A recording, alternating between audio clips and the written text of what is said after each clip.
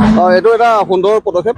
অসমৰ মুখ্যমন্ত্ৰী মহোদয়ক ধন্যবাদ জ্ঞাপন কৰিছোঁ। কিন্তু আমাৰ এটা দুখৰ বিষয়, যিটো আমাৰ সচেতন ৰাইজৰ, যিটো অসমীয়া মানুহৰ যিটো সচেতনতা আহিব লাগিছিল, যিটো দল সংগঠনৰ সচেতনতা আহিব লাগিছিল। আপোনালোকে চাওক, সৌদিনা বিশ্বনাথত কেনেকৈ মিয়াৰ দপদপনি এজন সাংবাদিকক অত্যাচাৰ কৰিছে, মাৰিছে। তাৰ পিছতো আমাৰ আজিৰ তাৰিখত দল সংগঠন তথা সচেতন সমাজ, সচেতন ৰাইজৰ কিয় উচ্চেত অহা নাই? এই সচেতনতা কেতিয়া আহিব তেওঁলোকৰ? আমি সেইটোৱে আচৰিত হৈছোঁ।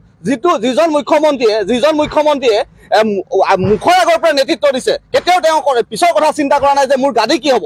আগন্তুক 26 চনত তেওঁৰ ইলেকশ্যন আছে, যিটো ইলেকশ্যনত মুখ্যমন্ত্ৰী গাদীৰ কথা চিন্তা কৰা নাই, ভোটৰ কথা চিন্তা কৰা নাই। তেনেকুৱা এজন মুখ্যমন্ত্ৰীয়ে মুখৰ আগৰ পৰা নেতৃত্ব দিছে। তাৰ পিছতো কিন্তু অসমীয়া সমাজে কি কৰি আছে আজি তাৰিখত? সেই সময়ত যেতিয়া এজন সাংবাদিকক মাৰপিট কৰিছে এজন মিয়াই, তেতিয়া কিন্তু দলে বলে দল সংগঠনক ফৰেষ্টৰ লগত লগ লাগি তেওঁলোকে উচ্ছেদৰ কাৰণে আহিব লাগিছিল, কিন্তু আমি অহা দেখা নাই। কেতিয়া হ'ব এইটো নাজানো, কিন্তু এটা কথা স্পষ্ট, মিয়া ইয়াৰ পৰা যাবই লাগিব। আৰু যেতিয়ালৈকে মিয়া নাযায়, মিয়াৰ ঘৰ উচ্ছেদ নহয়, তেতিয়ালৈকে কোনো অসমীয়া মনে মনে নাথাকে, এইটো স্পষ্ট কথা। আৰু এটা সমানে এটা কথা কৈ যাম যে চাওক, এই উচ্ছেদ যিবিলাক মানুহৰ হৈছে, তেওঁলোকৰ নাম লিষ্ট উলিয়াই তেওঁলোকৰ ভোটৰ নাম কৰ্তন কৰিব লাগে। আৰু কৰ্তন যেতিয়ালৈকে নকৰিব তেওঁলোকৰ, কিন্তু আকৌ পুনৰ তেওঁলোকে কোনোবা এডোখৰ নহয় কোনোবা এডোখৰ জেগাত তেওঁ আপোনালোকে ঠিকাপি ল'ব।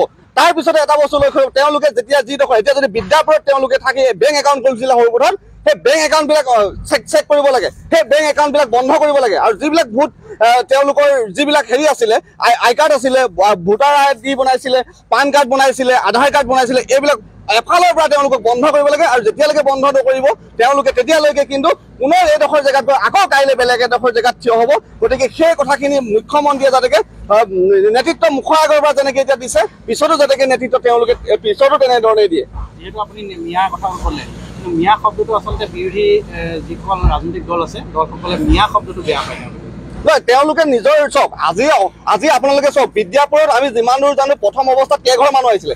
এজন মিয়াৰ 100 বিঘা 200 বিঘা মাটি আছে। তাৰপিছত কোনোবাই বিৰোধীয়ে যদি ৰাজনীতি কৰিবলৈ বিচাৰে, এইটো কিন্তু ভাল কথা হোৱা নাই। তেওঁলোকে ৰাজনীতি কৰক, নিজৰ জেগাত কৰক, কিন্তু এনেকুৱা এজন আমি মুখ্যমন্ত্ৰী পোৱা নাই যিজন মুখ্যমন্ত্ৰীয়ে সন্মুখৰ পৰা নেতৃত্ব দিব পাৰিছে। কিন্তু তেওঁলোকে সেই সপোন দেখাটো ভুল। প্ৰথমতে নিজক বচাই লওক, নিজৰ ল'ৰা ছোৱালী ঠিক কৰি লওক, তাৰপিছত বিৰোধীয়ে এইবিলাক মিয়া শব্দৰ কি হয় কি নহয় তেওঁলোকে এইবিলাক চিন্তা কৰক। আমি ইমানে জানো, অসমীয়া হিচাপে আমি গৌৰৱ কৰোঁ।